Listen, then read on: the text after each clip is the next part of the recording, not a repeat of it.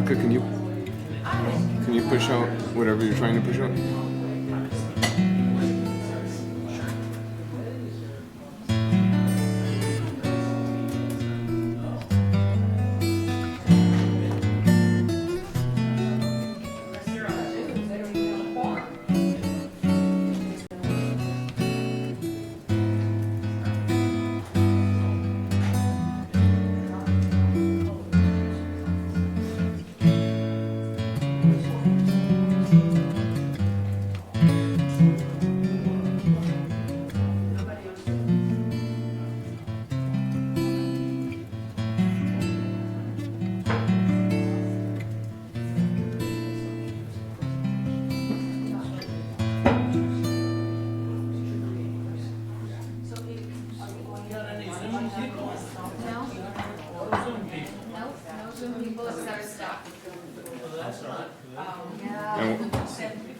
Steve, we're on.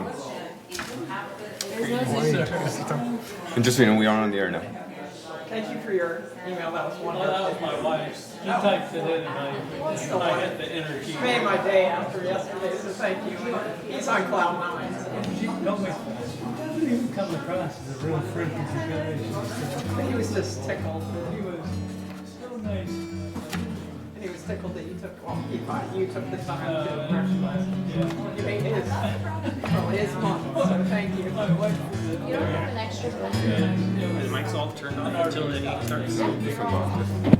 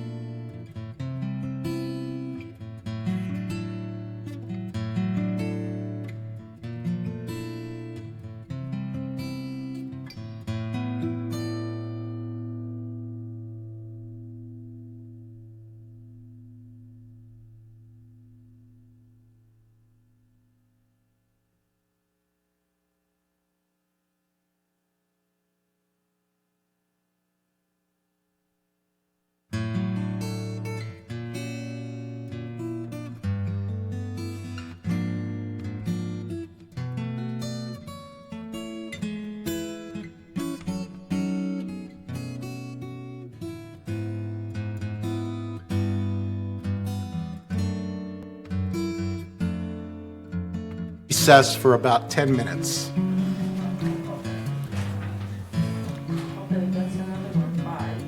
We need one.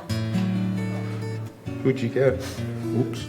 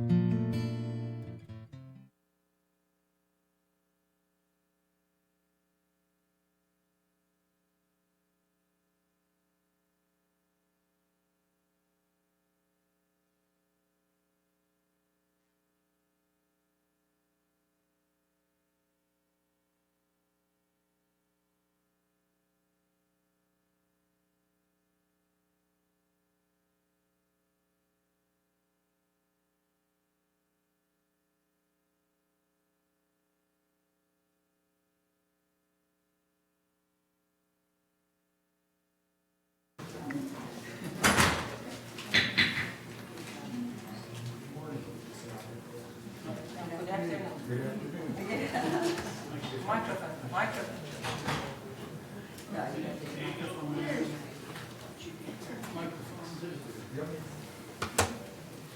Okay, good afternoon, everyone. Very good to see you. This is our special open meeting of the United Laguna Woods Mutual Board of Directors, a California nonprofit mutual benefit corporation. It's Wednesday, August 9th, 2023. It's 1:40 p.m. This is the notice of meeting and agenda. The purpose of this meeting is to review the proposed 2024 business plan version 3.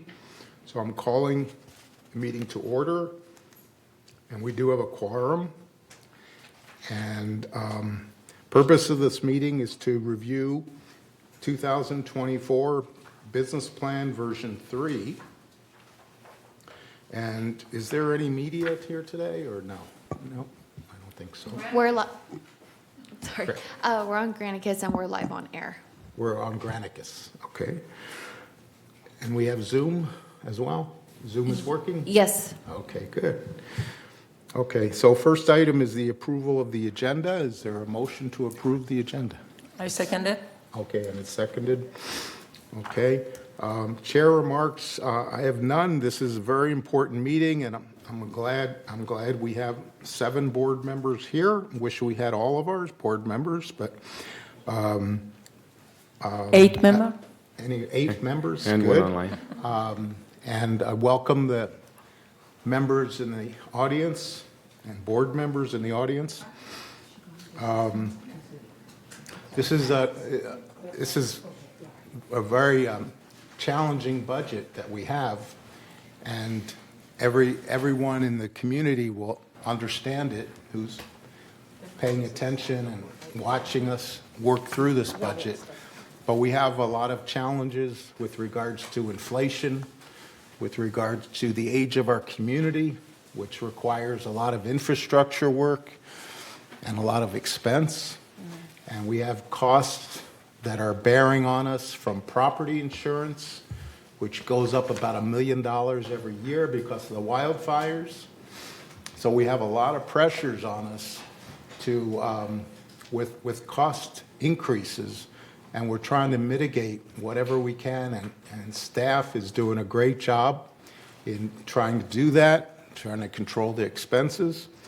And so you're going to hear quite a bit about it today, and we're looking forward to a productive meeting and your input as well.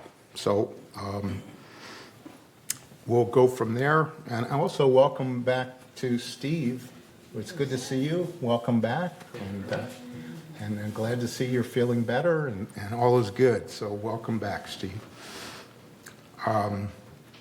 So with that, I'd like to open forum, 3 minutes per speaker. At this, members only may address the Board of Directors regarding items not on the agenda and within the jurisdiction of the Board of Directors.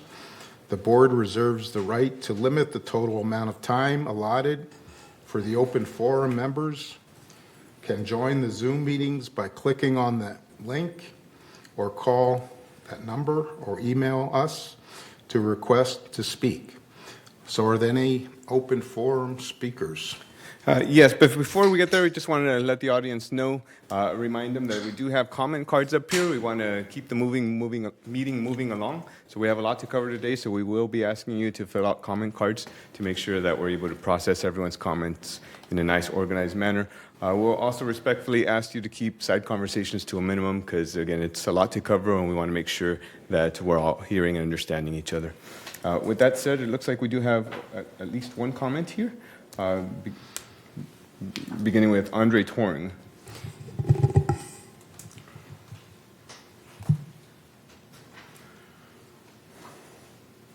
Good afternoon. Thank you for your effort coming here to review the budget. But before we talk about budget, I would like to talk about the directives and management. What's the difference between these two things? Okay, first, the directive is the board's responsibility. Management is management responsibility.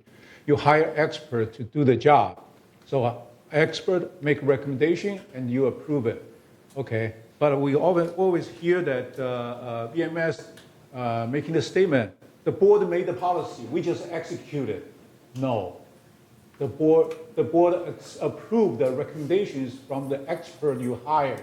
If the expert cannot make the right recommendation and cause problem to this community, you need to replace the managing agent. And don't allow them to accuse you responsible for the bad execution of the policies or bad establishment of policies. Okay? May I ask, who makes the policy?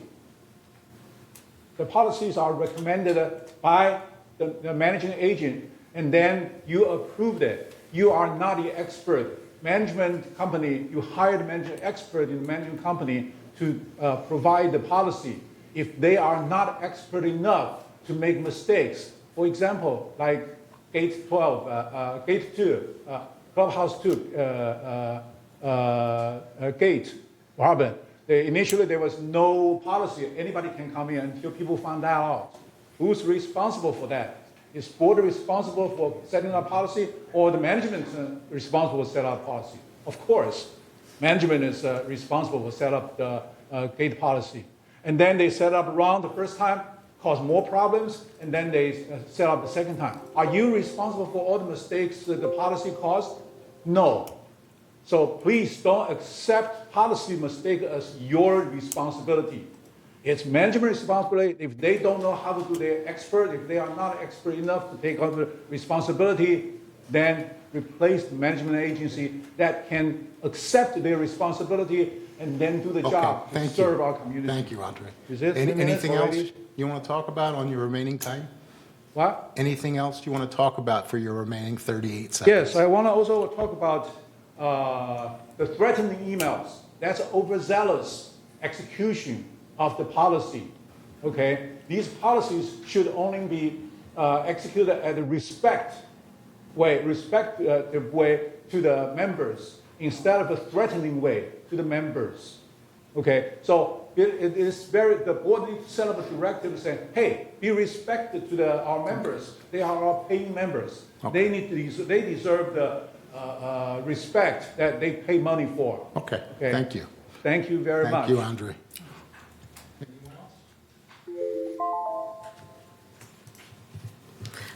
Next, we have Ms. Jan Blake, manor number 481, Unit N. Hi, good afternoon. I have a question. I know I've heard the answer before from Azar, but I can't remember why the treasurer's report isn't current, like for the current month, when you give it every time. That's my only question. Because the current month, for example, this current month that we are, it will be close the book. The only way that they can give us the information after they're closing the book. And the closing book is the 15, in the middle of the month of the next month. So for example, this month, in the 15th of the next month, the book is closed, and then they can give the information. And by the time that comes, we are about 2 months before that to comes to here. So that's the only way. Otherwise, we are always on time that giving, and Steve, if you are welcome to complete it. Thank you. I'll expand only in that we also have a finance committee that from each of the boards. We're here at United. So the United Finance Committee reviews the financial statements. So the first group of board members that are privy to the information is the Finance Committee. They ask all of the relevant questions, and then once the questions are addressed, it is then presented to the full board. And that's consistent with many of the committees that we have here in the village, is that questions are first given to the committee, and then they're brought forth before the entire board. How was it done in previous years? If you can come to the microphone. It's always the same. Has this been consistent throughout the years? Absolutely. Oh, Yes. really? I've been here for 20, I don't remember. Okay, Absolutely. And we encourage, if people want more timely information, they're encouraged to come to any of the Finance Committee meetings. They're similar to this meeting here. They're televised via Zoom. You can ask any questions that you would like to have answered, or you're welcome to come to the board meetings as well. Just a correction, is not televised. The committee is not televised. Thank you. It's Yes. it's via Zoom. Yes, but you can come via Zoom, and also is in the website. So if you wanted 5 months ago, you wanted to check some things, the finance information is in the website under the Finance Committee of United. Third has separate and GRF has separate. But that's full information. But I said if you wanted to check. Yeah. But if you want, as I mentioned, this month, by 15 of the next month, this month it will be closed. And then comes to the finance by the last Tuesday of the month. Remember, next month at the 15th close, and all information comes to the last Tuesday of the month. After finance review, it comes to the next board, which is second Tuesday of the next month. So you can see it's 2 months behind, and there is no other way to do it. Thank you, appreciate it. And You're thank welcome. you for all your time. You're and all welcome. you vote. That's it. Any other responses to open forum? I guess that's it. Okay, David. so we're going to get started with the review of the proposed 2024 United Business Plan, version 3.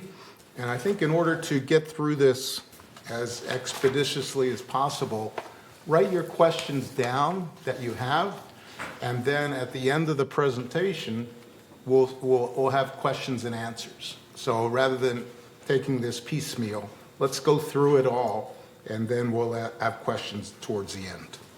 So if you would like to start. Fantastic. Thank you for the opportunity to come and share with you version 3 of the business plan for United. Just so you know, this is version 3. It sounds like we've only met 3 times, but as you can see here on your screen before you, we've had a total of about 20 organized meetings. This is something that we take very seriously. It's something that we've been working on for months now. We started back in March, where we came to you and presented the existing service levels, giving you an idea of what's in your current budget. That way you can have a better idea of what's in there. That way, as we were moving forward and projecting for 2024, we start with that groundwork. Then we came and we put specifically maintenance and landscape before you, because these are some of the areas where you have individual programs. So we were able to go with each of those department heads, piece by piece, program by program, both in operating and reserves. So that way you were able to take a look and ask your questions there. So then we put everything together for you in July and gave you a per matter per month and showed you your entire business plan. So this is the third iteration of the United budgets, but again, this is something that we've been working on for a long time and have been working with you at all these open meetings to develop the best business plan that we could. But I will say, if we go to the next slide, that despite our best efforts, despite everything that we have going on, there are some external forces that are absolutely affecting your budget, not the least of which, of course, is inflation. You've seen inflation on the news. There's a lot of going on with inflation. The cost of everything is going up, as you know, and that includes your employees. And as you can see, whether you go to your local food establishment or what have you, it's difficult to you can see prices rising on everything. In addition to that, we have some utilities, and utilities were largely affected by increased rates in this coming year. We've been following the California Public Utilities Commission, the PCUD, quite closely to see what kind of rates they're projecting for next year. So all that's incorporated into your budget, and we'll talk about each of those items, but these are some of the items that are affecting your forces externally. Of particular interest to United is going to be property insurance. As you know, property insurance has been very difficult. I know that your risk manager came in and talked to you at length about some of those forces that are acting upon it, but the basis on which all of your insurance is calculated was substantially increased to reflect current market conditions. So you're going to see some of those items going, some pretty hefty increases. And of course, your union and non-union wage adjustments. Again, I alluded to earlier, as far as staffing is concerned, prices and wages tend to be going upward, so it's becoming difficult for us to recruit and to retain good staff. So some of those adjustments are going to be necessary in order for you to be able to have the staff that you need to be able to fulfill all the service levels for which we contract. But those are some of the items that are external items that are affecting us. But in addition to those, we've of course staff has taken a lot of steps in doing what we could to help reduce your budgets and to make them a little bit easier for you. And to that end, we have our CEO, Siobhan Foster, and she's going to talk a little bit about some of those. Thank you, Jose. Honorable President, members of the board, I wanted to touch on the budget development process. It's a comprehensive, iterative process, which we started in January with the VMS Strategic Plan Update. This is when the VMS board and representatives from United, Third, and GRF got together and affirmed 3-year goals for the village, including maintaining financial stability and longevity of the village, working in cooperation with the boards, and facilitating operational excellence and sustainability.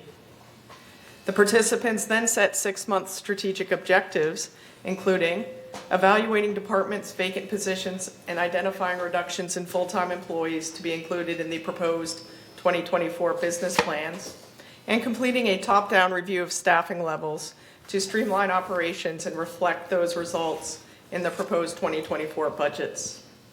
Between February and April, department heads reviewed actual and budgeted staffing levels for the period of 2018 to 2022 with executive management and determined what vacant positions can be eliminated and reasonable 2024 staffing levels based on efficiencies and process adjustments, as well as the inherent turnover in the current job market. Then in April, the department directors inputted their line item budgets. In May, executive management reviewed those budgets and recommended changes. And subsequently, executive management conducted departmental reviews with each of the departments. In June, the first version of the budget was published as a starting point. In these steps I outlined above, the executive team reduced the proposed budget by more than $6 million. And then in July, the version 2 budget and capital improvement plan was presented to the boards. On screen is the 5-year funded staffing trend. You will notice that funding for 695.75 positions is included in the proposed budget for 2024. This is a reduction of more than 15 positions from the current year and is a reasonable staffing level based on efficiencies and process adjustments and inherent turnover, again, in the current job market. So with that, I'll ask Jose to please take us through the rest of the budget. Thank you. So I know that you're going to be asking yourself, so what does that mean to me, right? So what does that mean to assessments? So let me give you the bottom line here. As far as the United Basic Assessment, our recommendation for version 3 is that the United Specific Basic Assessment be $442.76. This is an increase of $19.85 per manor per month, or about 4.7%. So I will say out of those $19.85, 16 of that comes from contributions to reserves, or said another way, only $3.85 or 1.4 comes from operations. So we'll be talking a lot about operations today, but I do want us to keep that in our minds, to remember that as far as operations are concerned, 1.4% or $3.85 is what your total increase is going to be. But as members of United, you're not only members of United, but you're also members of GRF. So here's that same chart, but this time it includes the GRF portion. So you can see that in all, including the GRF portion, your basic monthly assessments will be $671.47, or an increase of $27.25, or 4.2%. So we'll be coming back for each of those specific lines, but I just wanted to put them all here in one sheet here in front of you. We will be talking about each of these items, but I wanted to give you the big picture as far as everything that we're going to be talking about. So we will be talking about operating revenues, we'll be talking about operating expense, and again, net, that revenue and expense is an increase of $3.85, or that 1.4%. We'll also be talking about reserve contributions and our recommendation for that. Along with our contracted reserve specialist, the recommendation would be an increase of $15 per manor per month. And We'll be talking about some history and as far as why we think that that's a good recommendation. We'll also be looking at the contingency contribution, which we propose increase from $1 to $2. Again, your total United Basic Assessment will be increasing by $19.85. And GRF had a very similar meeting to this on Monday where we discussed all of their components, but in all, GRF is going to be increasing $7.40. By the way, 5 of that has to do with the surplus recovery. That there was less surplus available to offset 2024 assessments, so again, only a couple of dollars, $2.40 of that were from operating for GRF. But we'll be talking about each of these individually. And for those of you that have been coming to these meetings prior, I have here a comparison between version 2 and version 3. You'll see it's pretty similar to what we've already been talking about, but as we continue to refine these, we did find a couple of adjustments. I'm happy to report that we were able to see an uptick in people electing to go electronic distribution as opposed to mailing distribution. So you saw some decreases in expenses there, which is nice to see. GRF had some similar decreases, and you saw that a grand total between version 2 and version 3, a decrease of 51 cents. But again, I promised you we'd be going through each of these, so we will begin with operating. Again, $3.85 is the grand total, but let's go through each of these together. We'll first start with revenue.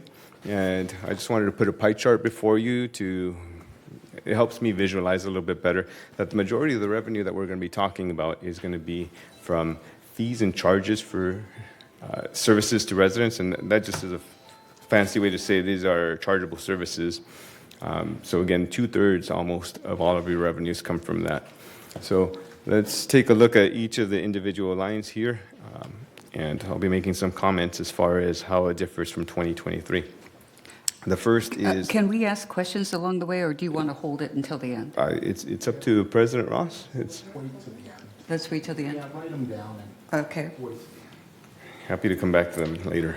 Just want to give you a general overview, and maybe your questions will be answered, hopefully, as we go.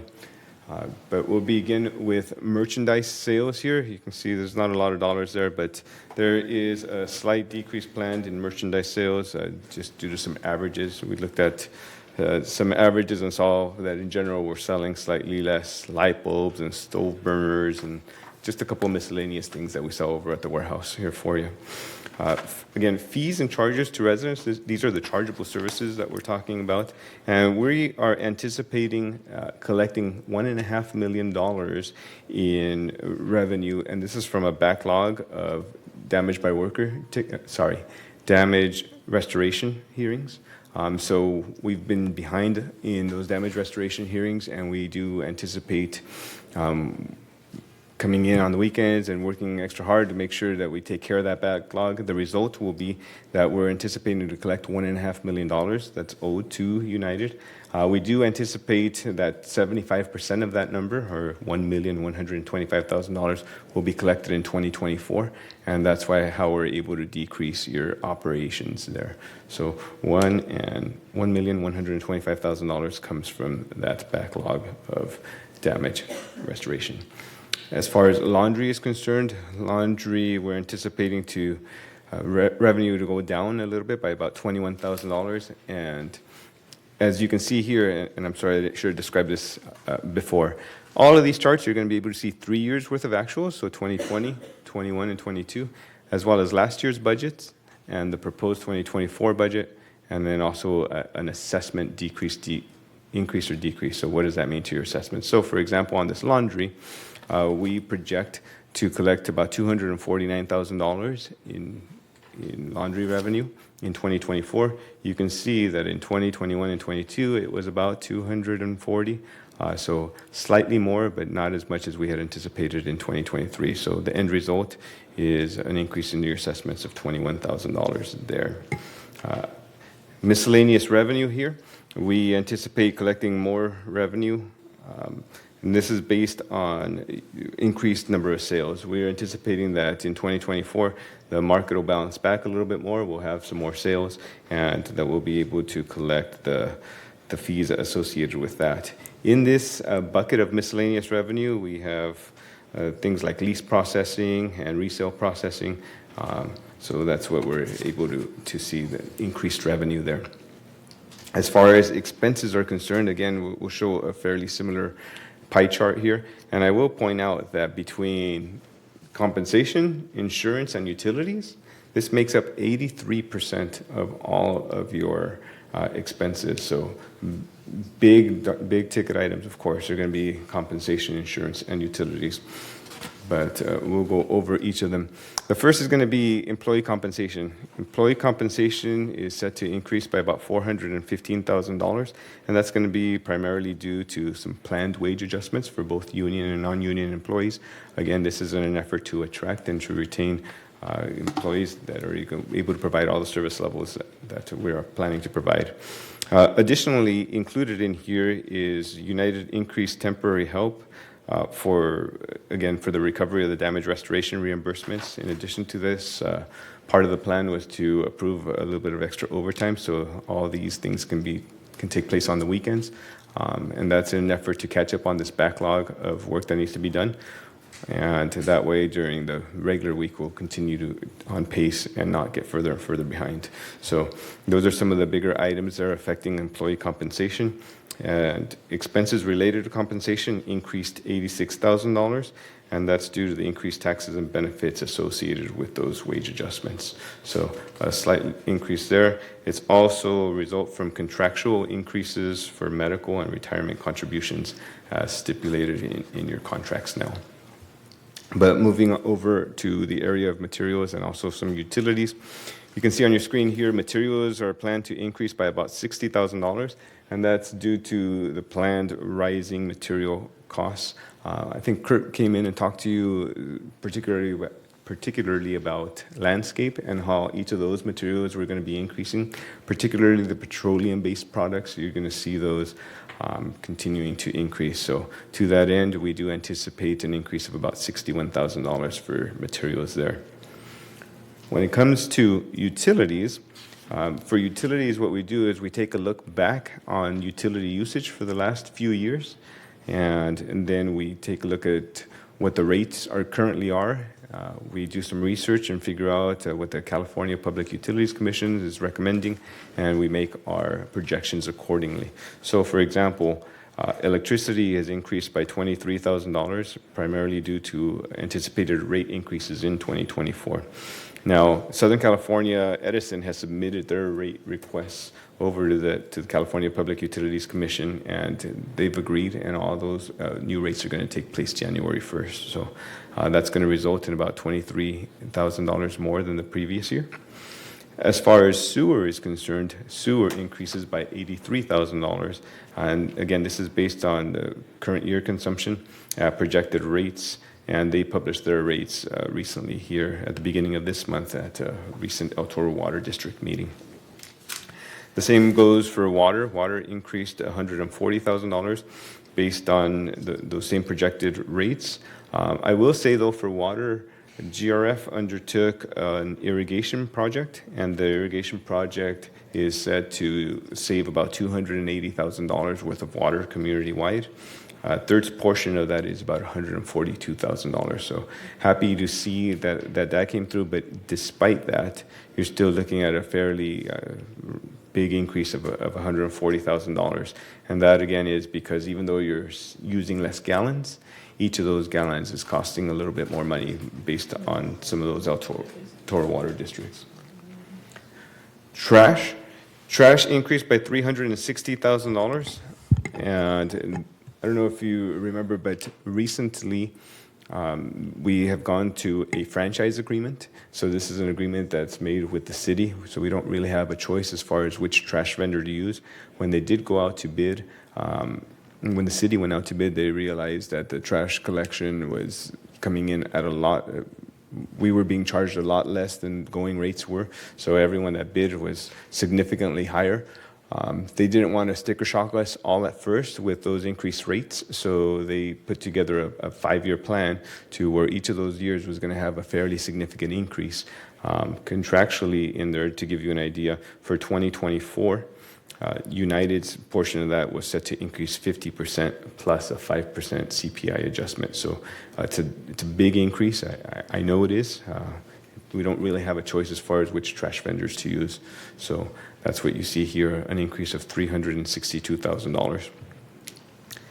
Telephone budget remained the same for some remaining analog phones inside of elevators within the mutual. So you can see total dollar spent, and these are all rounded to the nearest $1,000, but it's a minimal amount spent. The money is used for telephones inside of elevators in the mutual.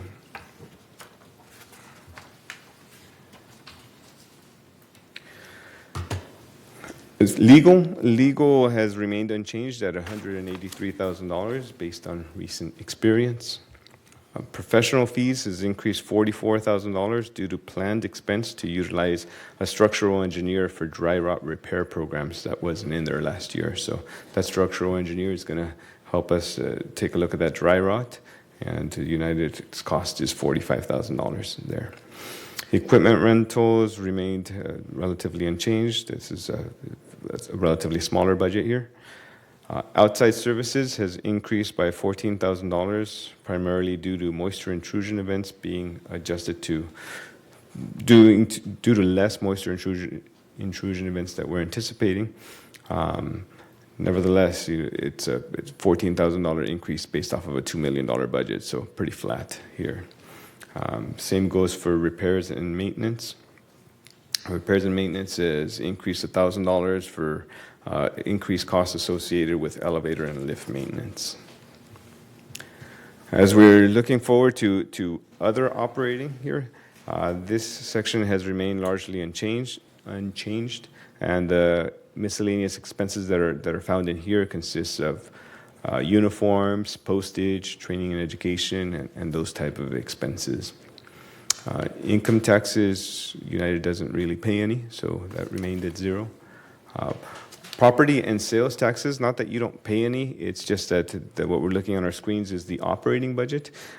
Beginning in 2021, we switched over to having a property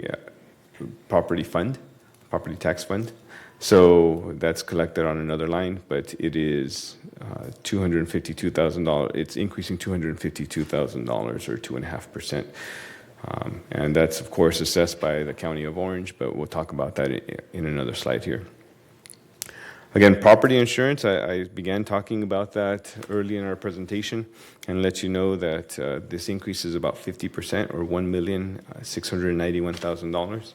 And again, the risk manager discussed property insurance in your closed meeting yesterday, and he'll continue to work on getting projected numbers from the broker all the way up until the very last second of that October 1st renewal. So this is something that we're going to continuously be taking a look at, and the negotiations go back and forth up until the 11th hour, but know that staff is doing what we can to decrease that number. Insurance, this particular line increased by $125,000 or 12% due to increased hazard and liability insurance to reflect the anticipated premium renewals. And on this last slide for expenditures, we have cost allocations. This area increased $121,000 due to overall increases from GRF departments that are allocated to United. For example, those include landscape administration, general services, and maintenance and construction. So your portion in United went up about $1.60 per minute per month. And uncollectible accounts have increased by $5,000 based on an upward trend. I will pause here and let you know that on that $1,125,000 that we're anticipating collecting for the damage restoration, more than likely some of that will result in having some uncollectible accounts. We didn't include anything in this particular line, but we believe that net of uncollectible accounts, we're still going to collect that kind of money. So this line might end up being a little bit higher than normal, but just to put that out there. And there was no change for gain or losses, and that remained at zero. So again, everything that I've just talked about has been net operating. So everything combined that I just talked about has been an increase of $3.95. With that said, I'm going to turn my attention to reserve contributions to keep this moving forward. And again, reserve contributions portion of your plan results in an increase of about $15 per manor per month. And this is largely due to the contracted reserve study that you have. So just to remind everyone, United contracts with the reserve specialist. The reserve specialist comes and takes a look at all of the areas of responsibility, capital, if you will, for which you have responsibility for the next 30 years. And if we make some projections as far as how much money is going to be needed to be expended for the next 30 years to make sure that each of these facilities is maintained. They compare that to how much money you have in your starting funds, and they have decreed that, and they come up with a funding percentage. This funding percentage is used with people coming into your community, with prospective buyers, and those kinds of things. So United is currently funded at a rate of 35.5%, and if you're like me, you ask yourself, was that good or is that bad? So down here on the bottom, this is, again, something that's put together by our reserve specialist. But this gives us, the reason that this is presented to prospective buyers is to give them an idea of how likely we are to have a special assessment. I will say that we've never had a special assessment in Laguna Woods Village, and we intend to keep it that way. And the way we'll do it is by continuing to fund our reserves. So, in the industry, if you have less than 30%, then you're considered to have a high likelihood of a special assessment. If you're between 30 and 70, then it's fair, and greater than 70, it's a low risk of special assessment. But I will say that this is a metric that they use for all homeowners associations, from a 4-unit building to a 6,000 unit housing like we have here. So it's pretty, it skews a little bit against us, but so 35.5% is quite strong. Again, that means that you have $15 million in reserves. So in addition to providing that, what they do is they provide us a 30-year plan. So this 30-year plan lets us know where we are, how much money they're recommending that we collect from our residents each and every year for the next 30 years, and also projects expenses over the next 30 years. So what I like to look at here is the color chart in the middle, and just kind of based on year one, we're at 35.5%. As we move throughout all 30 years, you can see we dip a little bit into the red and come back into the yellow. Of course, this is just a projection. Ultimately, the board will approve a plan for 2024. By law, we need to have a 30-year projection, which is what you see on your screen. Obviously, as we come up on each and every one of these years, they'll be brought before the boards, and the boards will make ultimate decisions. But that's what your 30-year plan here looks like. We thought this next chart was going to be a very, very important chart for you to not only see what we're planning into the future, but where we've been. And I want to pause here and regain your attention. This is a very, very important chart. This is a chart that's going to describe why we're recommending an increase of $15 out of all of your $19.85. So if you'll allow me here some time, I wanted to talk to you a little bit about history here. So on this chart, you can see starting in 2017, you had assessments towards your reserves of $138 per manor per month. Continuing through this chart, you see some investments and some expenditures and your ending balance. So 2017, you had an ending balance in your reserves of $19,285,000. The following year, you increased your assessments by $5, and your ending balance dropped just a little bit. In 2019, also increased your assessments, and again, you saw a drop in your ending balance at $17,253,000. I won't bore you, and I will let you know that each and every year, your ending balance has decreased, with the exception of 2020. And 2020, of course, was our COVID year. So there were a lot of expenditures that we didn't do because people weren't being allowed, employees weren't being allowed in your homes, and different things like that. So it makes sense to me that we didn't spend as much as we were taking in. That's going to be important because I'm just letting everyone know what the board's strategy is. The board's strategy is saying, hey, all these years we've been planning on spending more than we're taking in. And that results exactly in what you see on your screen. You're going to see your funds go lower and lower. So we were tasked with, hey, we don't want to do that anymore. We don't want our reserves to go down any further.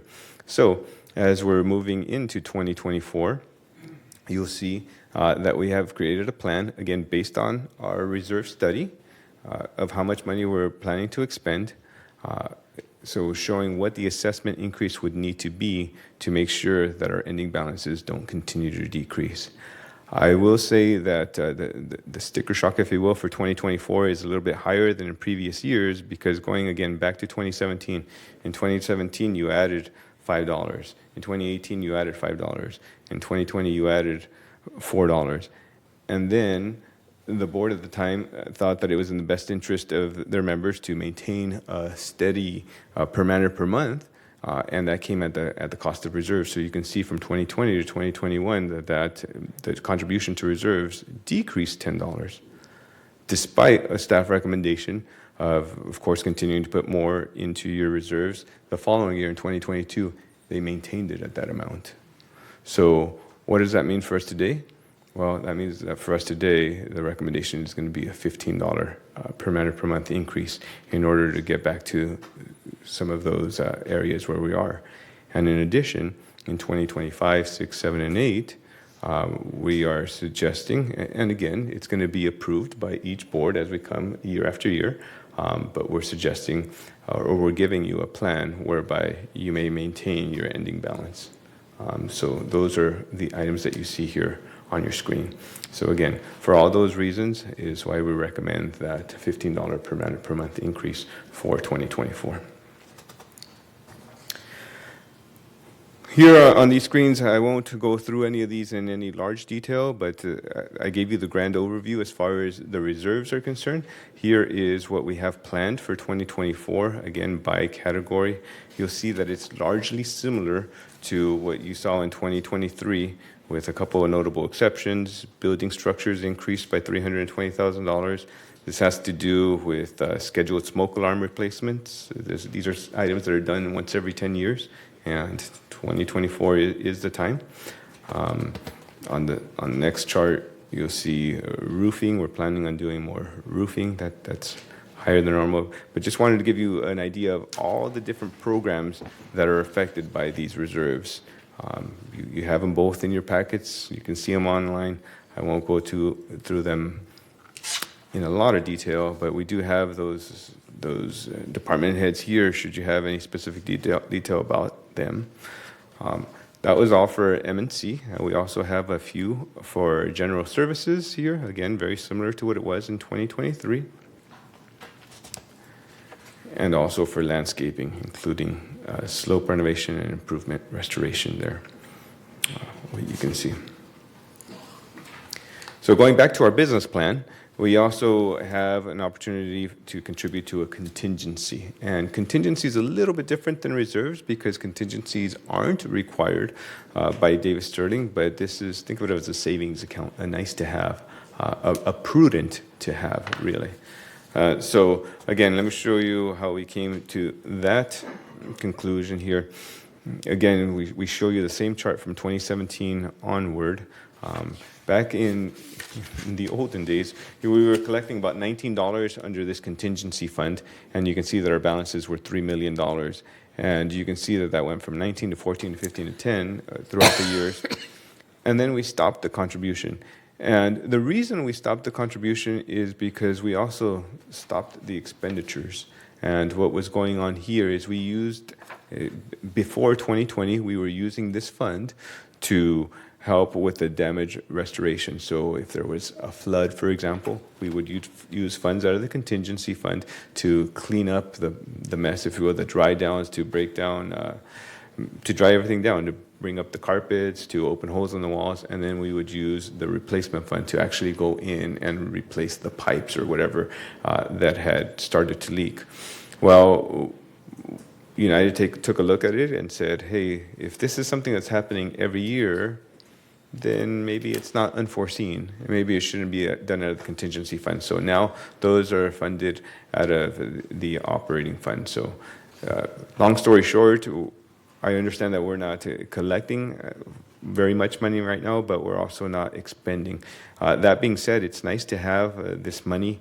It's prudent to have a cushion here for you to fall back on. So to that end, we do recommend that you add another $1 to this, bringing the total up to $2 for a total projected ending balance of $1.3 million.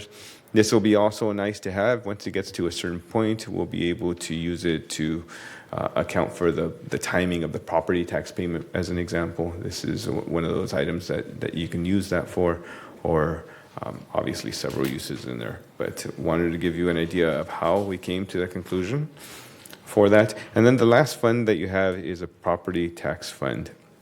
And this is a fund that varies because we very simply take whatever is assessed by the County of Orange, and we pass it directly on to you, and then we pay the County of Orange. So there's no extra fees or anything like that, and this is all determined, of course, by the county. But to give you an idea, we do anticipate it going up year after year at about 2.5% there. And as I alluded to earlier, GRF had a meeting on Monday. They went up $7.81. So again, that had to do with, well, let me just read it to you here. It went up $7.40 due to a reduction in available operating surplus compared to the prior year. So they had surplus again this year, but just not to the extent that they had in previous years. And the increase was partially offset by more revenue that they were getting for internet. So they have a new internet provider, and the split with GRF is a little bit higher than it was in previous years. So again, an increase there of $7.80. Wanted to show you what the bottom line is here. So we've talked about United Operating. We talked about the different fund contributions there. Again, United Operating has increased $3.85. The fund contributions increased $16, and the GRF portion was $7.40, or $27.25 increase. We do realize that property tax and property insurance is based off of the size or when you bought your units. So we do have some ranges there, but you see that for tax, we're looking at increases of anywhere from a modest 42 cents to about $10. And for property insurance, we're looking at increases from $3 to $42, depending on, again, the value of your units there. But wanted to put that there on a slide for you. So again, I will conclude with where I began, and that's saying that here's your United business plan. Net operating is increasing by $3.85, or 1.4%. We talked about the reserve contributions going up by $15. We talked about GRF going up by $7. So in all, the increase is $27.25. And with that, I'll turn it back over to the chair and be happy to answer any questions you might have for us. Sorry. Thank you for the presentation.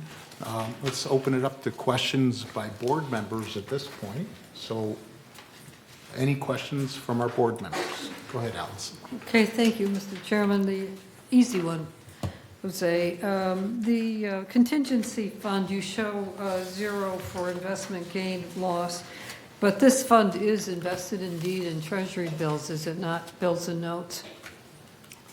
So all of your investments are held within the reserve fund. Currently, at any given time, there's typically borrowings from the contingency fund Okay. over to the others. So all of your funds at the moment all of your investments are housed in a reserve. Okay. If that money So- goes back to the contingency, you'll once again start earning income. So this money is earning interest. It's not like it's earning zero. It's just that it's not shown in this particular segregated account. That's correct. Correct. And you can see the history there. Yeah.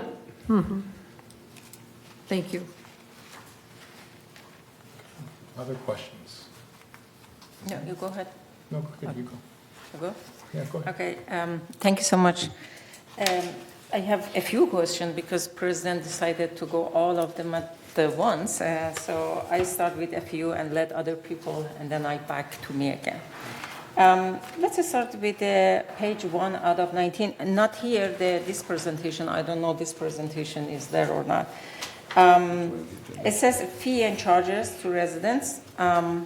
It shows that we are expecting, based on a good explanation that Jose gave regarding to backlog that we had, we're going to receive 1,125,000.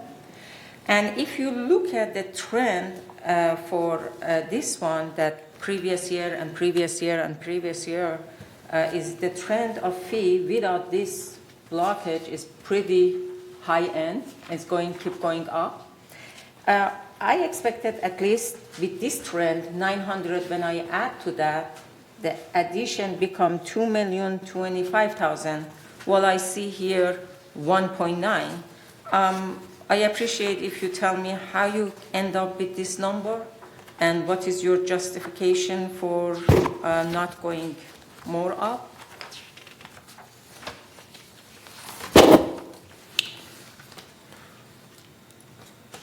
If you go to your page 15 for your presentation. Yes, Can you that's where I'm put the presentation, Erica, if by chance you can, page 15? Okay, you can see fee and charge is pretty nice trend. 373, 2020, 608, 2021, 753, 2022, keep going up, 820. With this trend, I am expecting at least 950 be for without backlog, be this one. When I add that one with what you said in this presentation that you gave it to us, 1,125,000, the minimum is going to be 2,025,000, and I'm not seeing pretty. These are chargeable services, and chargeable services are provided at cost. Yes. So these are going to be, it's offset, meaning every revenue that you see here, you also see an expense.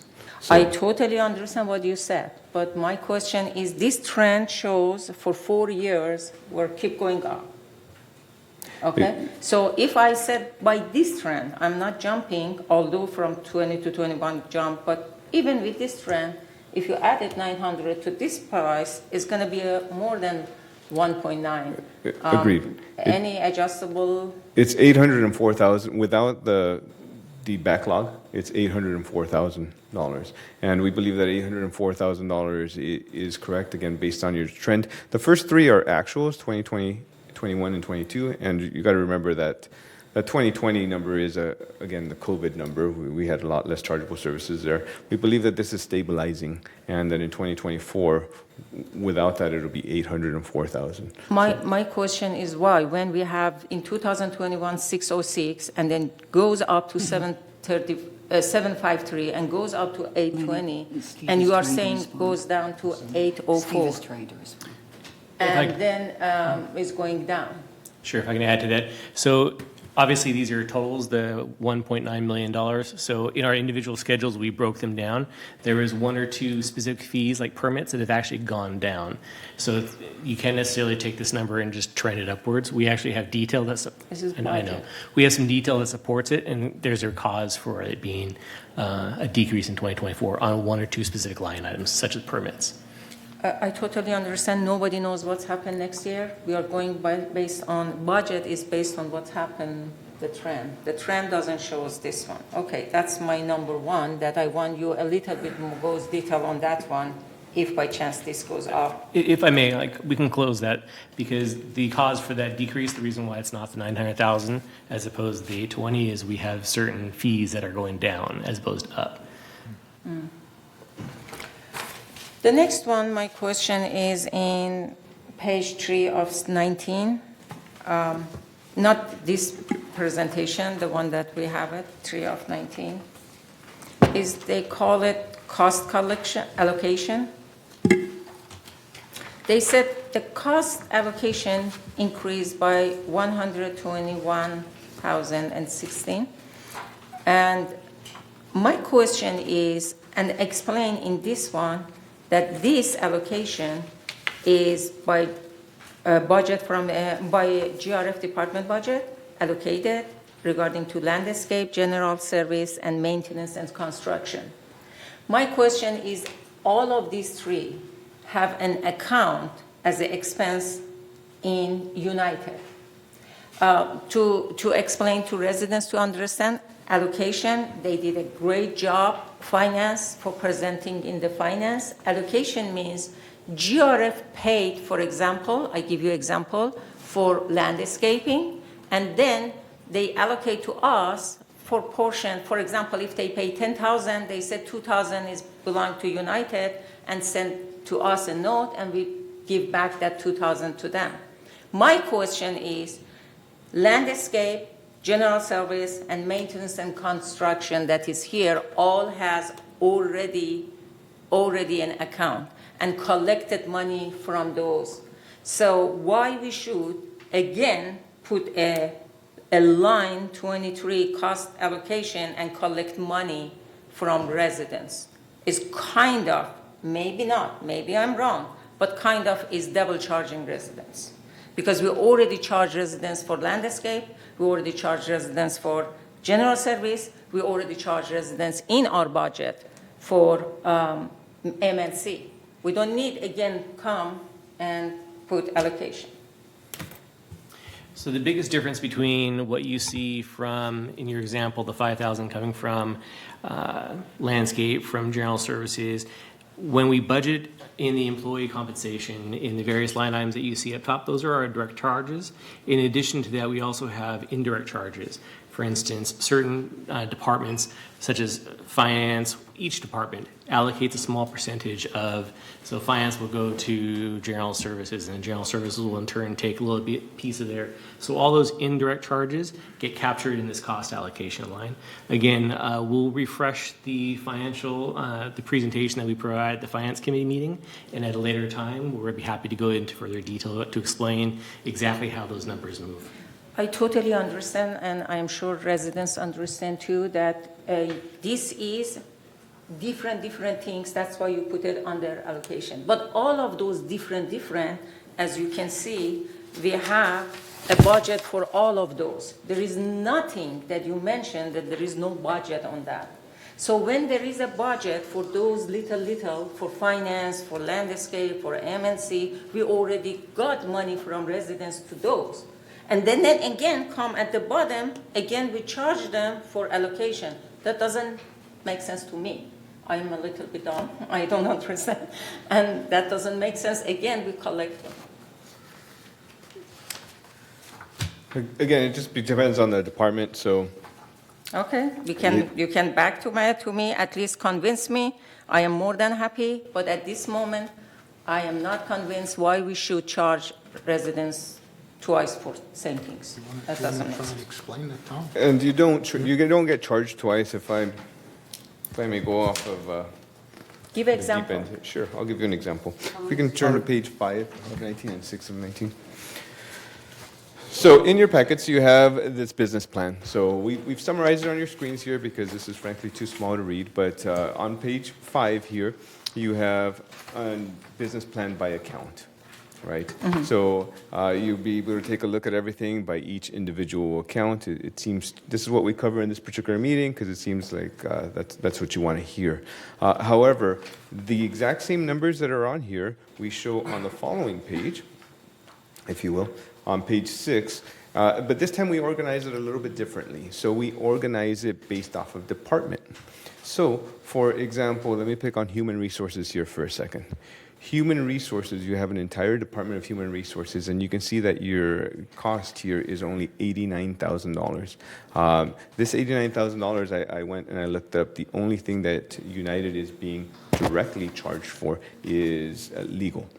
This is the legal fees associated with any employee relation type things. So what happens to all the other recruiters that we have upstairs and the people doing workers' comp and all those kinds of people? What happens to those is they get allocated, and that's what you see on that allocation line that we're looking at. So you are not getting double dipped here on the screen. You can see you're not getting charged anything for human resources other than legal.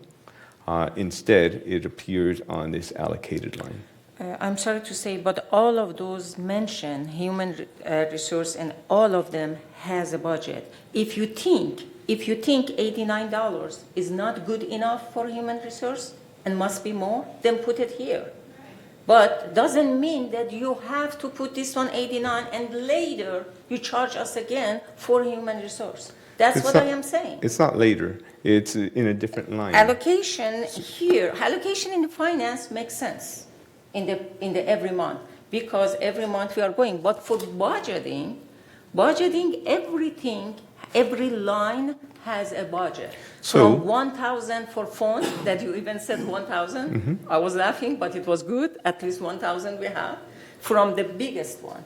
So Agreed. And so again, getting back to this example of human resources, so if we know that human resources spends a lot of time recruiting for, let's say, landscaping, then where should we attribute that cost? On this particular slide, we attribute that cost under landscaping, but we don't call it a human resource line, we call that an allocated expenses line. So it is in here, you're only getting charged once, it just happens to be on that particular account. Okay. I hope residents convinced. I am not. Okay, Zara, do you have Okay. another question? or Yes, should we go I to have, someone I else? have another questions. I am willing Should we- to give to should we go another to another person. director, Yes, or- yes, absolutely. Okay, Tom. I just want to follow up on Azar's comments here, because we do have a landscape budget, but it's only in the reserve account. That's No. listed by line item on the presentation today.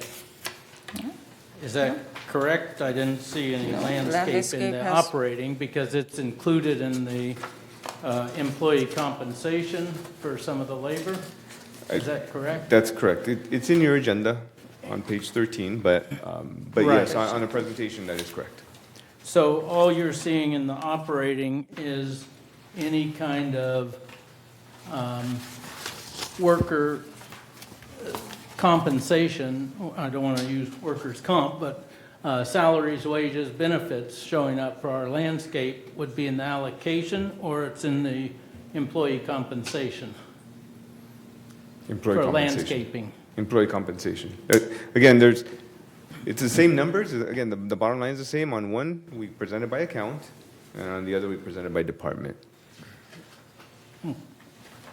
And so when we get to the reserve account, we're talking, when we have it specifically listed as landscape, we are talking mostly outside services there, is that correct? With slope renovation, tree maintenance, Yes, improvement, and restoration. yes. So the only landscaping showing up there is basically outside services.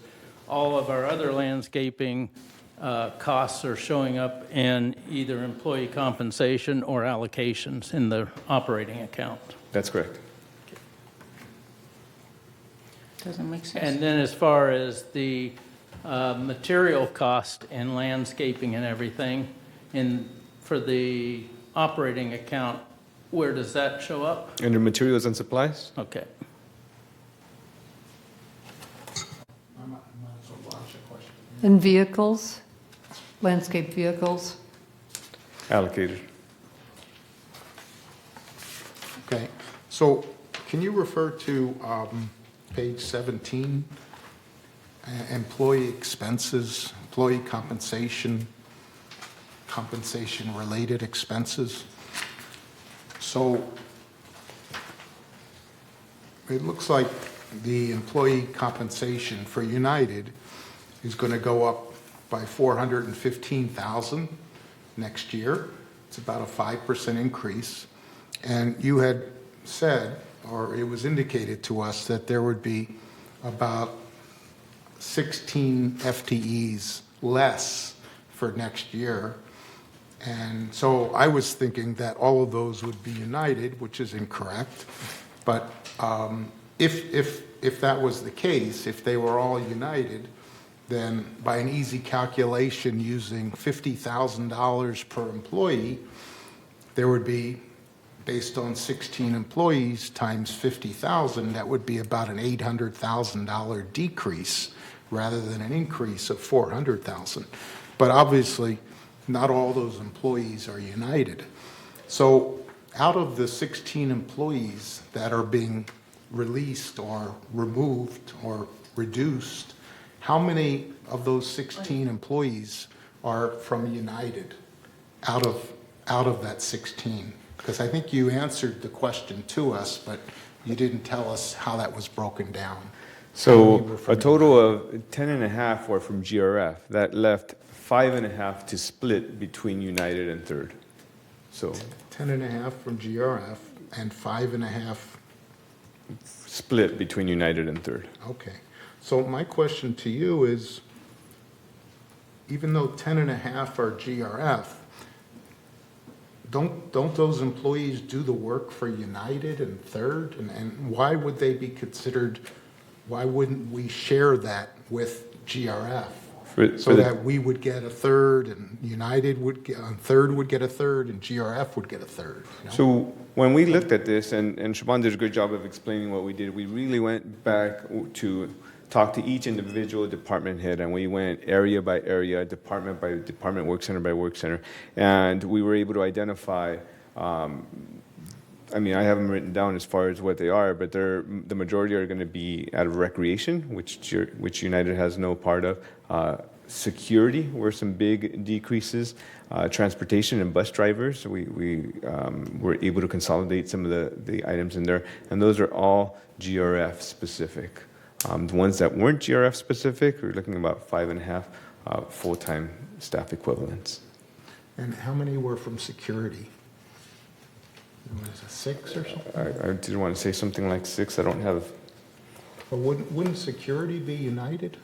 Why would security be considered GRF? I guess I'm just curious. Security is primarily a GRF function. Taking a look now here at the Green Book.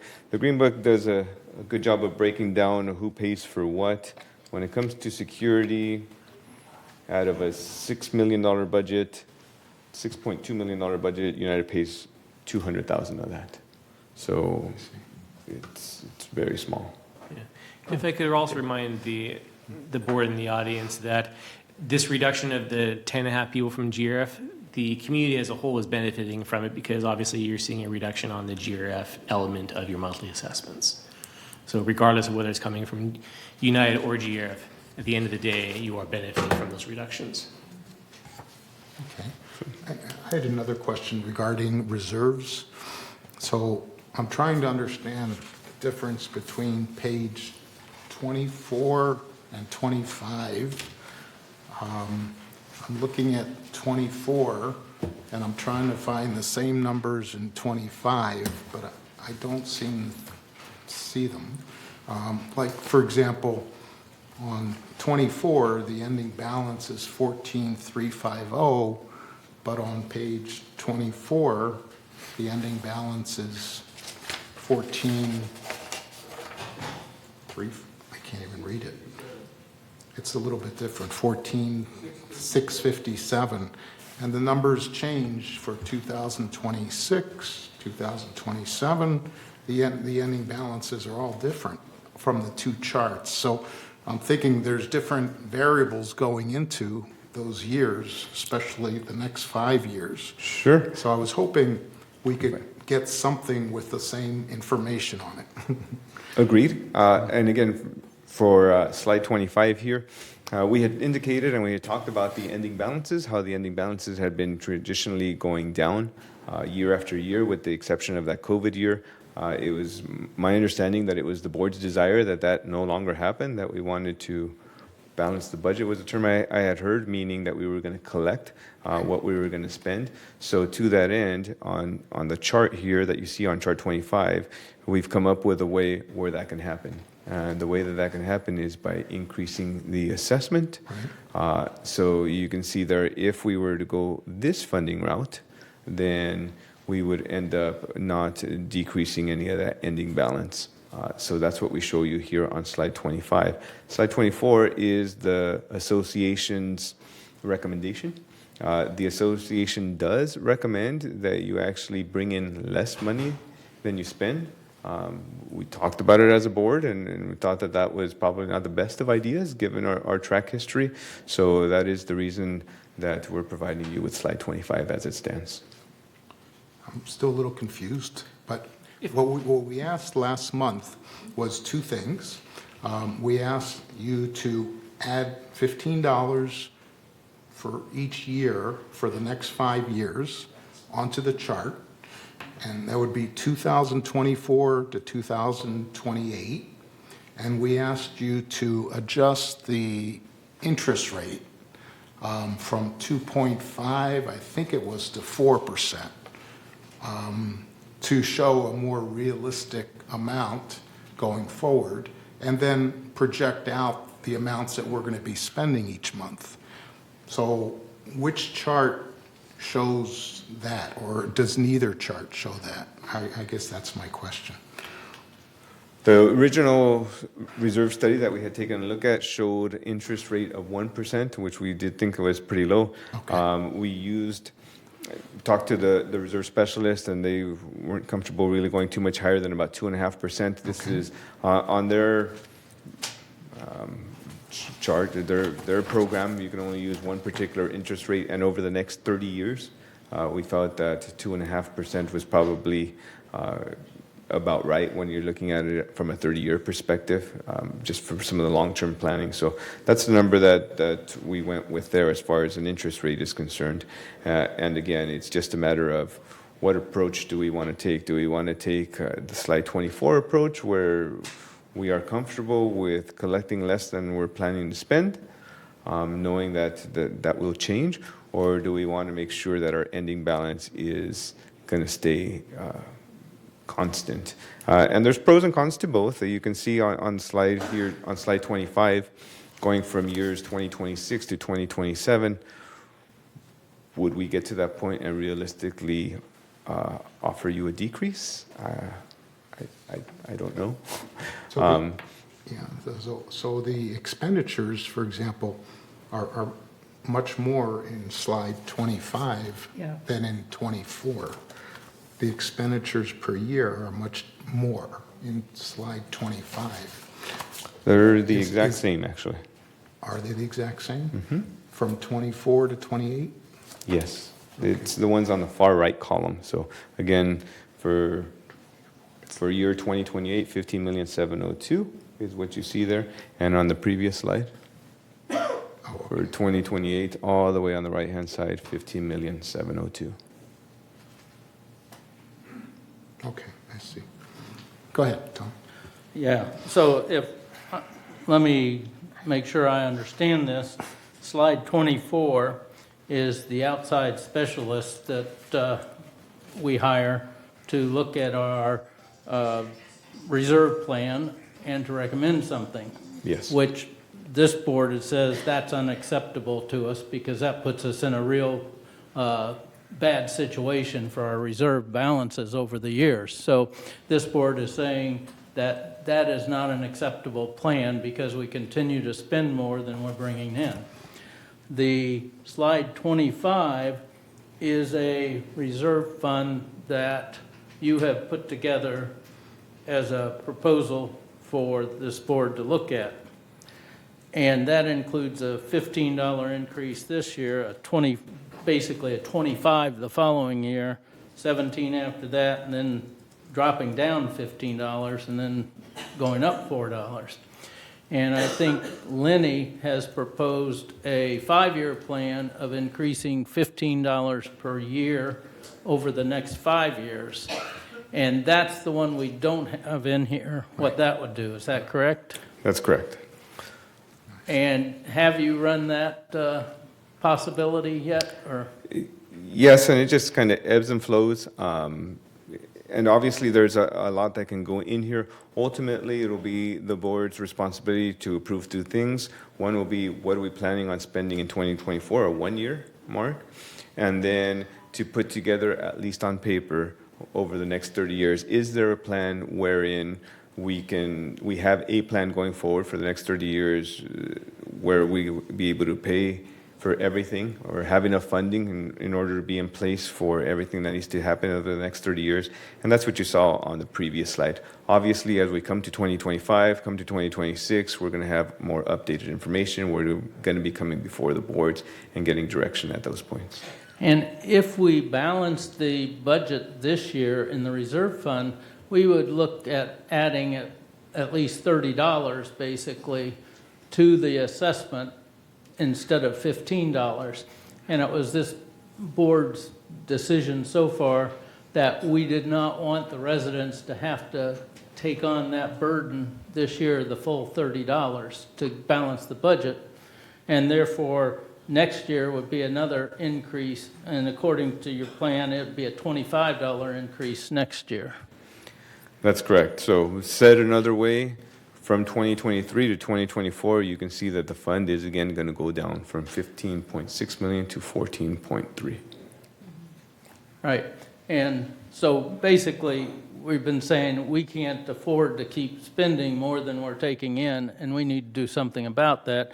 You have a plan here that covers that. Lenny has another approach that he'd like to see looked at or presented.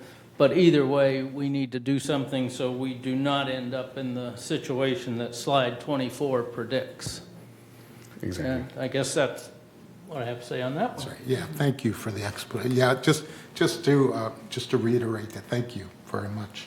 Yeah, if you could, maybe for the final rev, or show one more chart, just to show 2024, the effect, if we did increase $15 per year from 2024, 2025, 2026, 2027, 2028. And then are the expenditures a realistic projection that are shown on 25 for 2024 through 2000? How did you come up with those expenditures? Those expenditures, again, we just saw they were the exact same that the reserve specialist recommended. What they do is they come on site once every 3 years to evaluate and take a physical inspection of all those items. In addition to that, we work with them and let them know how much money we have actually spent to repair and to maintain those items. So they take all those and put them in their projection software, and that's what has come up. So again, these are going to be based off of average lives of roofs and of all the different components that you have. Obviously, our experience is going to be probably different. So every year we continue to go out and look and see what's needed for the current year. So that's the purpose of some of the meetings that we've already had, is where we literally went line item by line item, taking a look at some of those individual spends. So it's something that's continuously refined and looked at. And the second thing is that if you could adjust it to $15 for the next 5 years, but I'd also like to adjust the interest rate upwards from 2.5%, because T-bills are paying 4.5%, CDs are paying 5%, and for the next 4 or 5 years, I'd like you to adjust it to at least 4% for the next 5 years and see what that results are on this particular chart. I think that's a realistic request. Can I add something to you, Mr.? As we had a talk, as you know that we have a new investor advisor, and with the last talk that we had, they said you can fix for 5 years for 5.3%, fixed 5.3. Although, because we have in the intersection of 2 million, the moment that applied and be matured, we can go, if board decided, go for 5 years and then get 5%, 5.3. And this conversation that I'm talking is just a matter of a few days. And this is happening right now. We can fix it right now for 5 years for that one.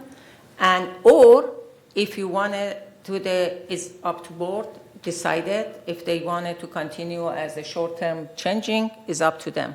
But I wanted to say, yes, it is true, we can get it. Anyway, even not 5% or 6%, this 374 is not realistic at this moment that we are talking. It's just like 2.5. So even I put 4 is 675,000. So these numbers, when it's not correct, of course the result ending balance is not correct. It doesn't, you can write down whatever you want it, but it's not reality. I don't know where you got the 374. So our request is for the next rev, could you change those particular assumptions to 4% interest at least and $15 per year for the next 5 years? Those two assumptions. We can change whatever you'd like. Again, at the end of the day, what we're going to ask is we're going to ask for you to approve the 2024 expenditures, which I haven't heard too many questions about, and then a 30-year funding in concept. So if we were able to do that, we would then shy away from the reserve study that we've paid for. Is that an answer that you're going to come back with the adjustment? Can you come back Sure. with the adjustment? Okay, Okay. that's what can Thank you. pass. And you go and Tom. I'll go after you. I'd just like to say, each year, the board is going to make a decision each year. So even if we put a 5-year plan in place today, whoever is sitting on this board next year is going to make the decision of what goes forward then. So it's just a plan, and we can only do this year's coming up on this board, regardless of what plan we put in place. The other thing I want to say are the expenses in the reserve fund are, to me, critical expenses that we can't afford to let our infrastructure, our sewer pipes, our roofs, and our structures deteriorate. So the expenses there are needed expenses. And I wouldn't want to see us cut the expenses in order to balance the budget, because then we're just deferring our maintenance, which will create more problems for us in the future. So I just want to say that that's my position on it, and I do appreciate all the work put into it and the work that's done by our VMS staff. Okay, Sue, you go. Then after you, I go. I'd like to talk a little bit about this too, in going through the proposal. First off, I would like to commend the staff. I think you've done a really good job for keeping the overall increase to essentially $3.85. That's really amazing, as to what you were able to do with that. What's problematic is we have to increase the reserves by $15. And frankly, I resent having to do this, but we must do it. And I feel that it was not adequately funded in the past, and so consequently, we are now paying the price for such a thing. And so I don't know who will continue to be on the board, but I would encourage them to continue to put money into the reserve. When I came here, I thought reserve was like the contingency fund. We had different descriptions from where I worked. Reserve was like the contingency fund. The reserve is really important, as Tom was saying, because it's the infrastructure that we have to keep the sewers going, we have to keep the roofs going, we have to have all of this. And to let it get so low, I'm just shocked that this happened. So anyway, I resent it, and I want it acknowledged, and for those who fought for it, good for you, and those that didn't, and now we are in the situation that we are, I hope we understand the importance of this. And certainly I don't want to sit here and cast blame, because I know everyone does not like to have assessment increases, and you're always trying to work to help your resident. But this was, I think we need to continue to put money into the reserve. The question is how much per year, and for how long, and how much do we have to have? Do we have to have 100% reserve funding? When you look at the charts and it says, where we need to be safe, where we need to be not in fear of having to do a special assessment, those are the things that I think we need to think about clearly and really put some thought into this. Because I know that even though it's only $3.85 for our people that's going up, that does not include the property tax, that does not include the insurance that's going to come forward. And I know people are going to be very, very upset about this. So there's really not much we can do about the property tax increase.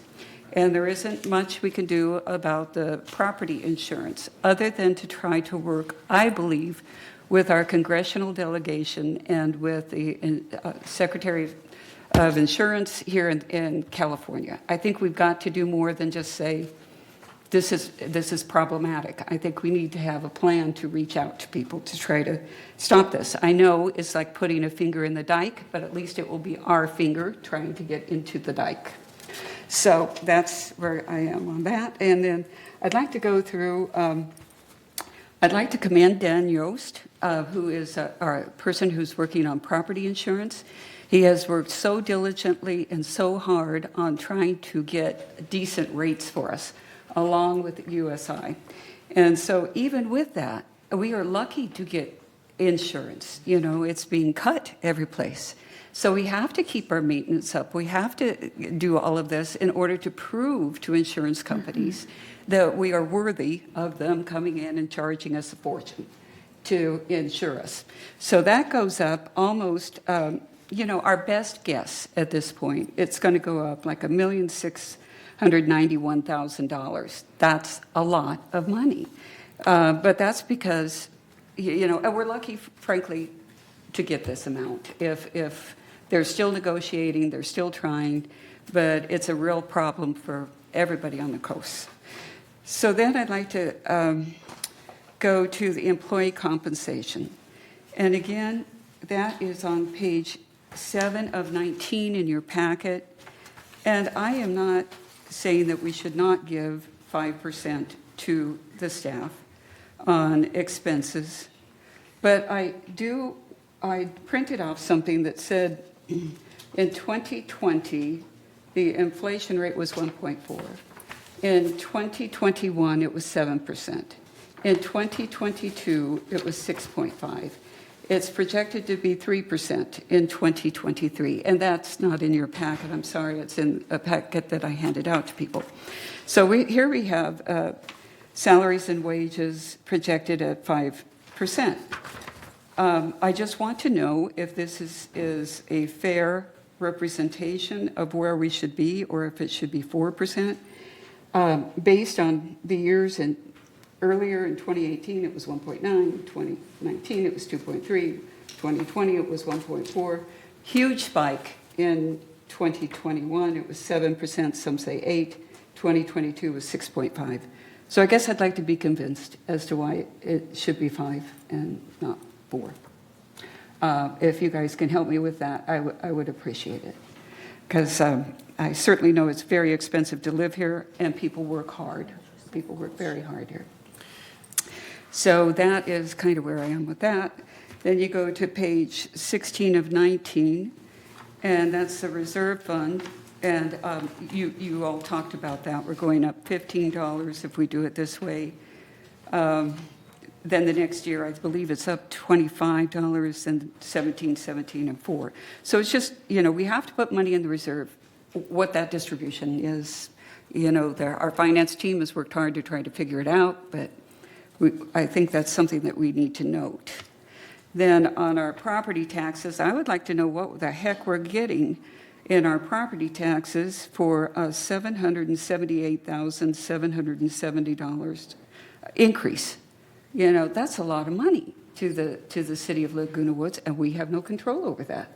But it is what we're going to have to pay, and so I'd like to figure that out. That's on page 17 of 19. So again, I'd like to commend the staff. I think they've done a great job. I think the board has done a great job in trying to sort this out. But there's still a few questions I have. Okay, I have a question. Okay, let's, yes, I'm going directly. I cannot talk a lot about the way that Sue talks. I am normally very straightforward for the question rather than 15 minutes just talk. The question is about page water. If you go to the water, we're going to the page 18. I can see that the explanation for the water was this.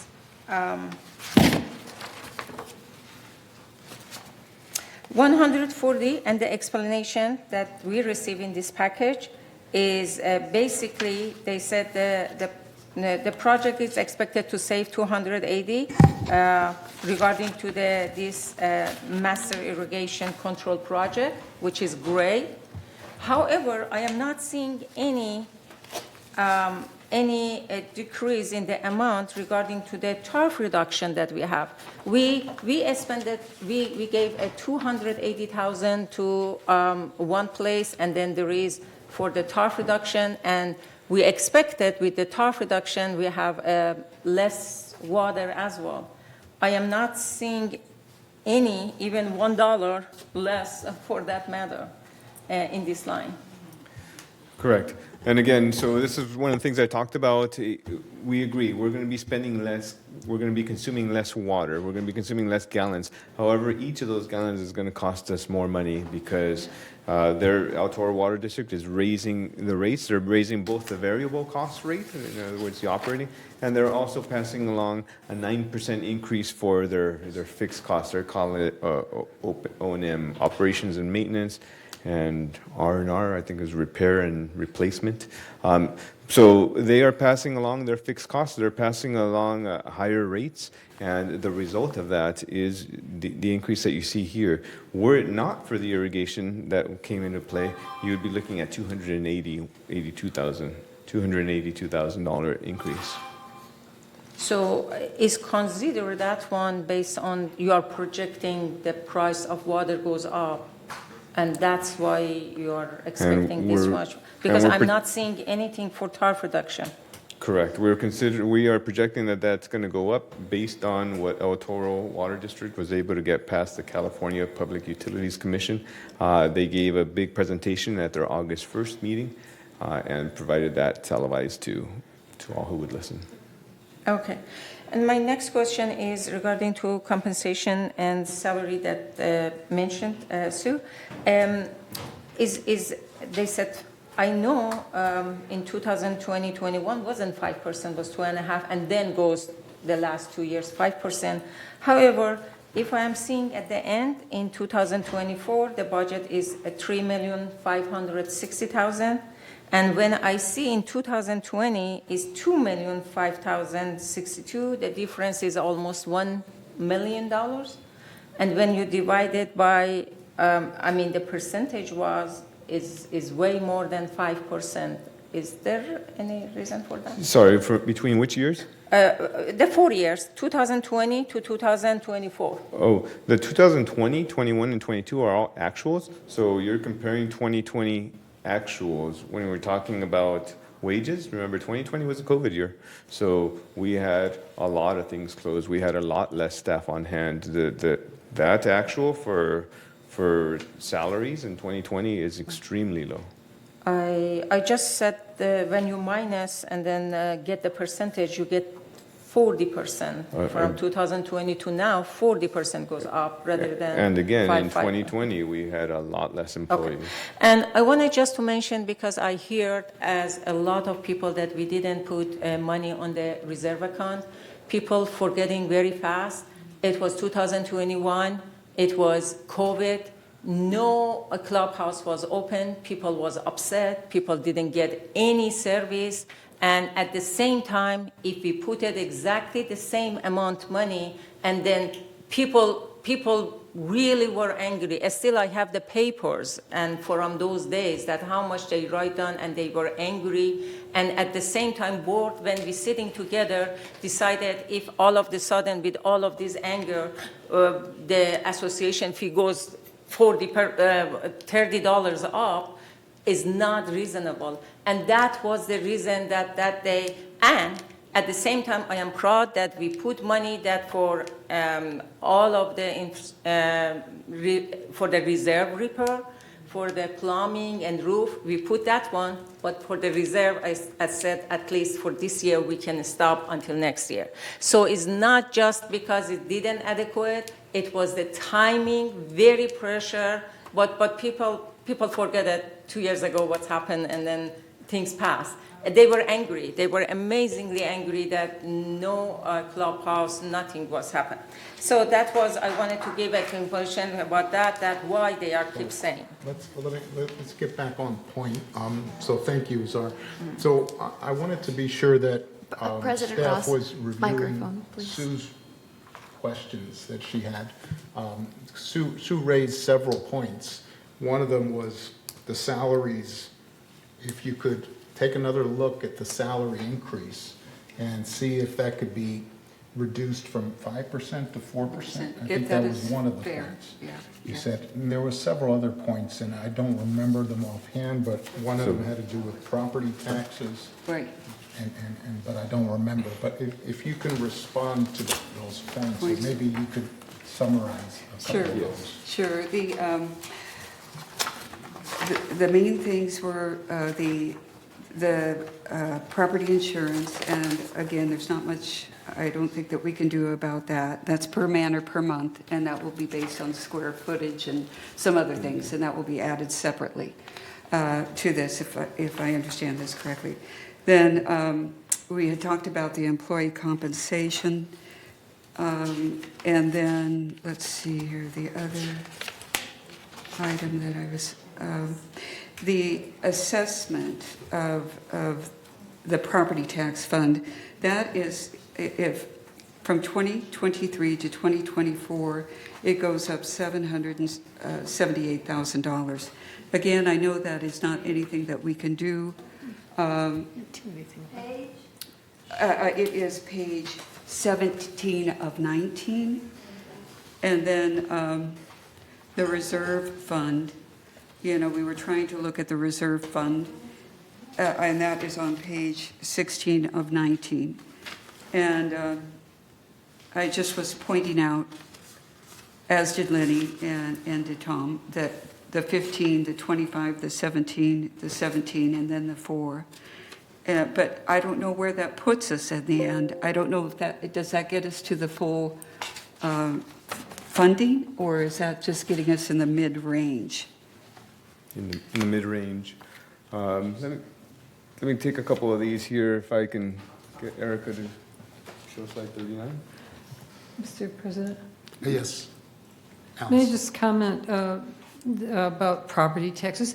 That's just a pass-through. We can't do a thing about property taxes. No, we can't. So, maybe... I understand So, that. they go up, and we have to pay them, and we all pay them, Yeah, and this is BMS not something we can do. I understand passes that. them through to the taxing authority, and that's kind of the end of the story. It just adds to the bottom line that people get the sticker shock. They do what? I'm sorry. It gets the sticker shock, Oh, well- But there's nothing we can do about that. Yeah. I said that. I Okay. just want to know Right, from so- them what we're getting. So I want to talk a little bit about employee compensation, if I may. And here, on your screen here, you have a 15-year comparison of the CPI versus the budgeted wage increases over the last 15 years in the community here. So again, the green line, if you can appreciate the difference there, it's hard to tell, I'm sorry. The green line is going to be budgeted increases versus the blue line of CPI. And you can see in particular, ever since 2017, or ever since VMS took over, that CPI line has been significantly above the budgeted increase, and that means that your employees, their dollar is not going as far. Every time that blue line is over that green line, that means that their purchasing power is lower. And you can see that since 2017, this way, the blue line, the CPI, has been above. And so what we're experiencing now is, as a whole and in general, it may look more appetizing, appealing to look elsewhere for employment. And that's one of the issues that we're seeing. You hear us talk month after month in our finance meetings that we're having a hard time hiring, we're having a hard time doing those kinds of things, and this is one of those reasons. We're not alone. Obviously, you see out in the communities, you see a lot of that same issues. And so you mix this in with all the competition that we're getting, particularly at those introductory types of jobs, and we have a very difficult time recruiting. So to that end, we have thought it was prudent to budget where we're budgeting for 2024. Yeah, said differently, we're just trailing behind the industry, right? And so we were averaging 2.5% for a number of years, where during those years where we were only paying 2.5%, the inflation was increasing dramatically. Even though now you're seeing it declining, we're still trailing the industry, so we need another year to catch up. Okay, Maggie, please. Thank you. Yes, and we must remember that we have reallocated workloads too, and tasks performed. And so people this year and next year will be performing extra duties because we have fewer staff to cover it. And so we can't also ask them to do their old rate because they're doing more. That doesn't make any sense. That wouldn't be equitable, and why would they do that? We're absorbing the extra work from the lost positions into everybody's positions. So I would say I'd prefer we leave it at the 5%. Thank you. Okay. Oh, I have one more question. On page 18, and it's regarding the significant increase due to trash. And I know that's because we're using the city services, but is there any way we can opt out of that and use our own trash service? Or no, Unfortunately, no. we can't do that. No, it's Why is contractual. that? Contractual, so we're required to use the services that are provided by the city. It's because of what? We're required to use those services provided by the city. By the city. It's Okay. No question. If I can also touch back, I mean, just add a little bit more to the property tax, just to reassure those people that see the big increase. In the previous years, in 2023, I think 2022, those are actuals, and they also include supplemental property taxes, which are not included in the latter years. If you do the math off to the right, I can show you at a later time. It does show, for instance, if you apply 2022's rate multiplied by 1.02, 2% increase, it falls in line to the penny off to the right. The 2023, where we move from actuals to budget, it's thrown off a little bit, but because it's the difference between the supplemental property taxes and the traditional ones. Presentation, but to Director Bach's point, it's all flow through. You don't really have a choice. Nothing we can do. So we charge you what the county charges you. Okay. Tom. Yeah, I have one question and a couple of comments. Question to staff would be, where do you see the risks in the 2024 budget? And I'll let you answer that before I make comments. Can I talk about unions? Obviously, one unknown is the union contract, and we can't go into much specific here today, but we've been keeping you apprised in closed session on how negotiations are going, but that's one unknown.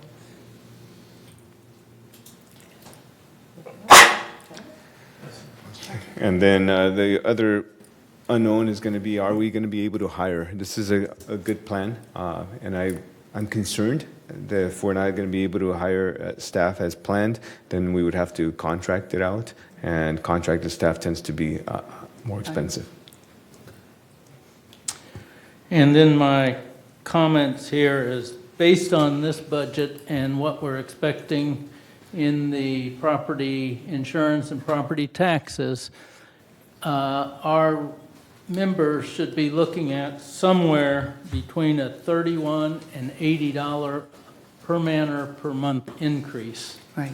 That's what I'm seeing based on these numbers, based on the unit you have and the square footage and everything. So that's quite, for some that's going to be sticker shock, and for others maybe it's expected. Yep. And that brings me to my third comment. Sometimes we get good ideas proposed to the board, but it costs money to add to like 2024 budget. For instance, I think Kurt brought forward a plan to help take care of, the different tree droppings around the United, which there are a lot, and it causes a problem. But that would add almost just under $2 per man or per month. And so we have to look at that in relation to $31 to $80 increase already. And sometimes we just say it's a good idea, but we don't think we can afford it and that. And that's what this board has to decide on. is an extra $2 per man or per month going to be needed for this item and whatever else is brought forward.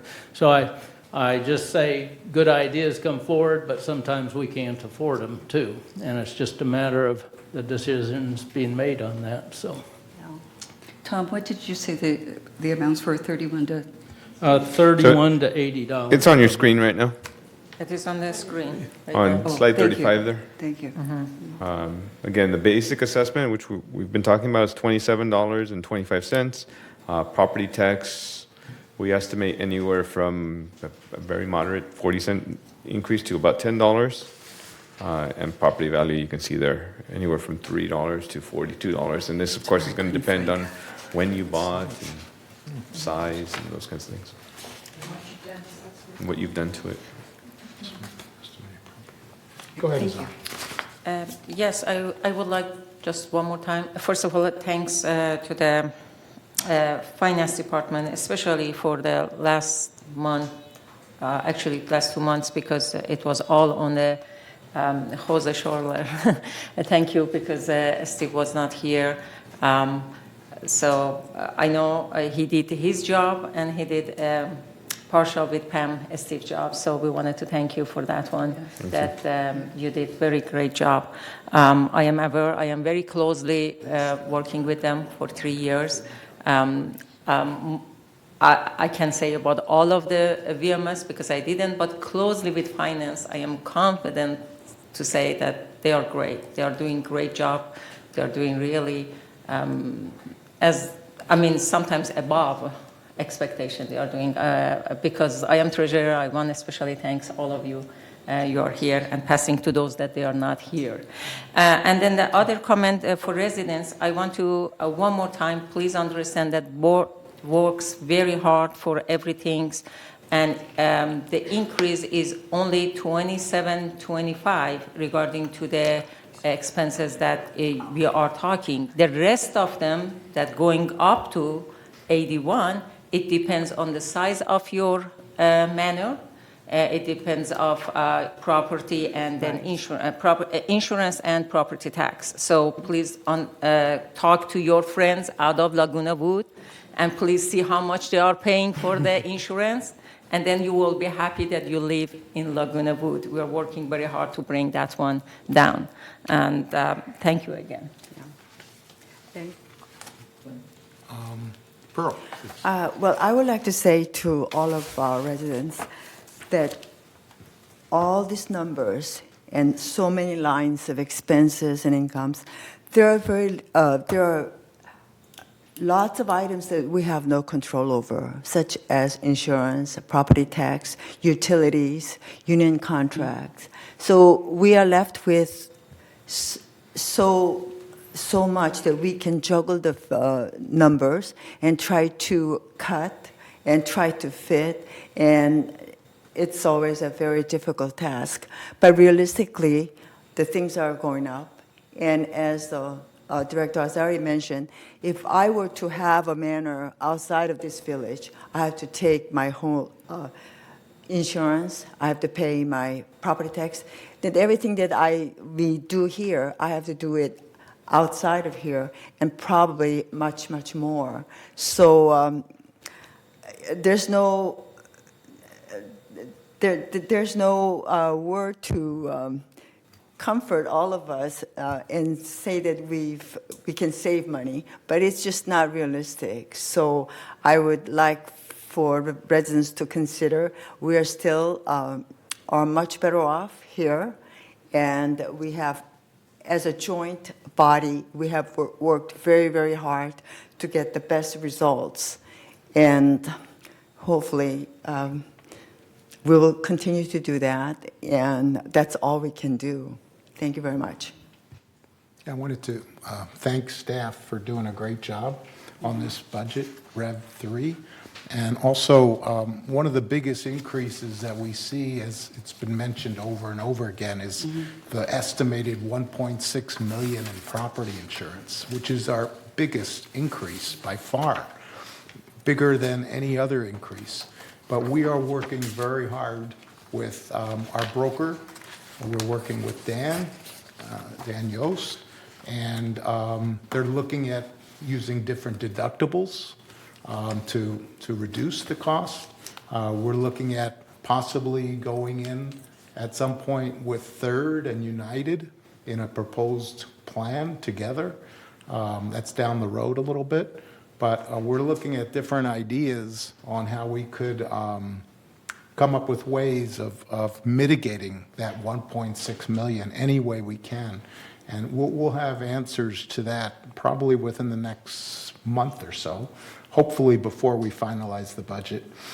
But it's a very difficult issue, not only for us, but for all homeowners all over the country. It's not just us, it's all the homeowners. And we're looking at even other homeowner associations like Seal Beach and Northern California and seeing what they're doing and getting ideas from them and seeing if we could work with them on coming up with some solutions, because there's no easy answer to it. But it's a difficult problem, but we're also faced with inflation, which is never ending. It's actually, it is slowing down a little bit, but on the other hand, our community continues to age, and it requires infrastructure improvement, and those things cost money, and it's expensive.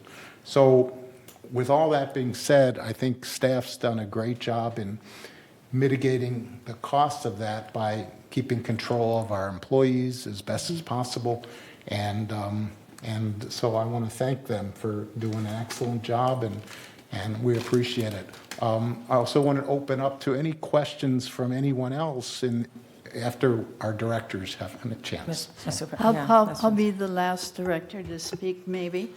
Okay, so this budget represents a reasonable best effort to keep going and preserve what we have without cutting or loss of service. We want to keep our good quality of life and our property values and our life here in United. I mean, this is United and this is the village.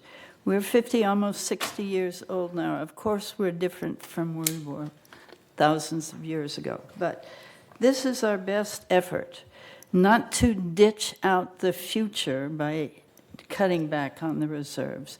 We don't want to ditch our future. We want to preserve what we have and do the best we can to keep the quality of life that we have here. Thank you. And Thank you. We haven't really spent a lot of time looking at the capital reserves expenditures that are planned for next year, except in an overall. We haven't gone through them one by one necessarily. Here today, we've been really looking at the operating. But I would just have a cautionary thought in mind, and that is when you start capital projects in an older community like this is, you find a lot of problems under the rug once you start tearing up concrete and getting into roofs and getting into walls. So I think we ought to be prepared on all of our capital projects that they could be a lot more expensive than we had planned, even with the best of planning. Thanks. Mr. President? Mr. President, you explained very well all of them. I wanted just to add one thing that just residents knows we went a little bit even deeper and find a very good insurance broker, because that's a very interesting subject and lots of money. And this is a specialist in the HOA. And that's just, that how much we care. We do whatever we can to find the very professional people on the field and get the best. And I assure you that this group their specialties is HOA, and all clients are HOA. So in that case, they are comparing with other one, the new one that we got it. And it's one of the biggest from the committee association, which is CAI. So that's another to adding to you about our new broker for insurance. Not only investment advisor is the new, the broker insurance is new as well. Any questions from anyone in the members? And we do have speaker cards, so Erica, would you call them up, please? Yes, so we will start first with Mr. Dick Rader, manor number 270, Unit D. Thank you. Unfortunately, the board was placed in a bad position because of poor funding decisions of past boards. That has to do with the reserve fund. But now it's your fiduciary responsibility to give guidance to future boards. So I want to congratulate Lenny and the board for saying, let's look at a $15 a month increase going forward for 5 years. I think that is a very good first start. I do want to make a couple of comments about the reserve fund. One is, I believe, in addition to what Allison said, that there are expenses that you don't anticipate, there are also things that happen from government regulations, such as, oh, by the way, you have to replace all your fuse boxes. Oh, by the way, we want you to replace all your toilets, low-flush toilets. So those are things, I believe, that should come out of reserves. Isn't that correct? Am I Yes. right? Yeah. So the reserve fund is really important for us today, not just for the future. The other thing I would say is it's important to recognize what Jose has pointed out. Prospective buyers come here and they are shown the reserve funds and where they're at. So I ask you, if you were a prospective buyer, would you want to buy into a place that shows it's so close to the red, or maybe in subsequent years it's going into the red, which says you are in danger of a special assessment? This young lady right here just told me about somebody, a relative, that just had a very large special assessment where they lived. $10,000. Yeah. So the reserve fund is really important, really important. I do want to make one other comment. It was mentioned that we can get 4 or 5% today. So I realize that. But in order to do that, you either have to say, well, we'll keep on investing in short-term treasuries and hope that 5 years from now it'll still be at 5%, or you do what I thought I heard. We could get 5% now, but my point is, or 4%, as Lenny was projecting, are you willing, if you go forward with a 4% projection, to invest your funds into a longer-term treasury that will give you the 4%? Are you willing to tie all your money up instead of the plan that you have now, which is short-term? So I just raised that issue because if you're dealing with 4%, you know, and that's what you're banking on. But my bet is, even if you go with the 4%, I don't think it'll make a much difference. You'll see. Thank you.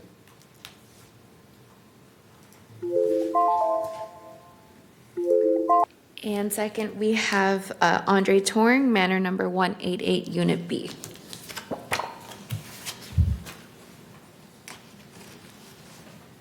Thank you for all your time spending on here working on the budget.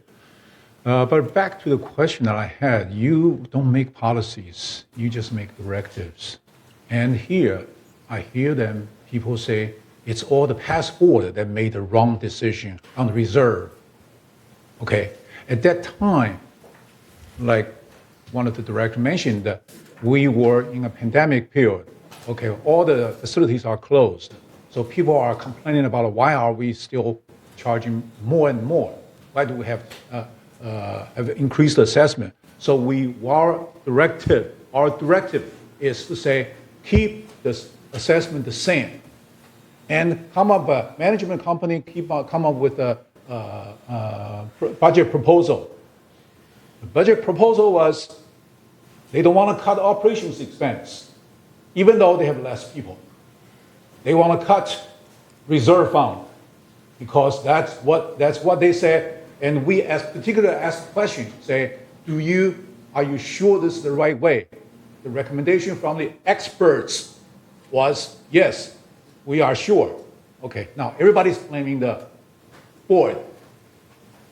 And I'm hearing that the board is recommending, say, let's keep the $15. I have to tell you, okay, 3 years later, they're going to blame you, say, because board want us to increase only $15. Don't get into management. Stay in your directive, say, keep the assessment low. Okay, you're going to get in trouble if you get into management, because management will say, you make the decision, even though the previous board didn't even make the decision. They blame us. Everybody's blaming us. The board made decision. The board made the wrong decision. Okay, board, be very careful. Okay, what kind of a decision you make? You make directive decisions. You don't make management decisions. Here, cut 15%. There, cut 15%. 10% increase to $15 there. That's management decision. You need to stay out of it. Otherwise, 3 years later, they will blame you. Even though you're totally honest, okay? But if they have execution problems, they cause mistakes, there's another malware, there's another building problems, all kinds of things, you will be responsible for that. You will be blamed. They will never accept the responsibility of, they made a recommendation, and you were just approving their recommendation. It is the management issue. Okay. Second thing is, I want to talk about the legal fee here. Okay.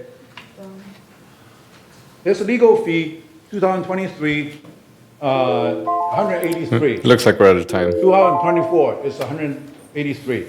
In there's a $50,000, $100,000 for my frivolous restraining order cost. Okay. Apparently, they didn't We're- look at it and say, these are expenses that we shouldn't have anymore. Okay, They we're- just put it over there. We're out of time. There is no itemized calculation. There's Okay. no justification. We're out of time. Thank you, Andre. Thank you. Okay, in a little response to that is that some of the, I think our board didn't honestly do our fiduciary responsibility a few years ago when we looked at our reserves. We wanted to keep our association fee the same, but we needed to really add money to our reserves because our reserves were getting into danger zone, and we had to set the tone, we had to set the mark, and now we're doing it because past boards didn't do it. So we have to change that at this point and learn from our past, and so we can't change the past. All we can do is move forward, and so it's our responsibility, our fiduciary responsibility, to set the tone for the future to bring our board and our mutual into financial solvency, and that's what I'm hoping we do over the next 5 years.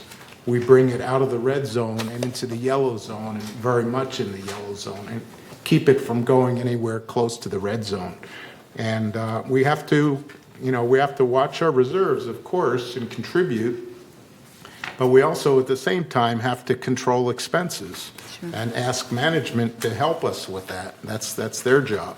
So we have twofold, and we have to look at revenues as well. So it's a complex issue, but I think in the past we can't change what was done, but we need to move forward and try to improve our financial position moving forward. And I think this board has done a good job in doing that. So I commend all of you for your help with that. Thank you. Thank you. Thank you. And thank you is there anyone else that wanted to speak?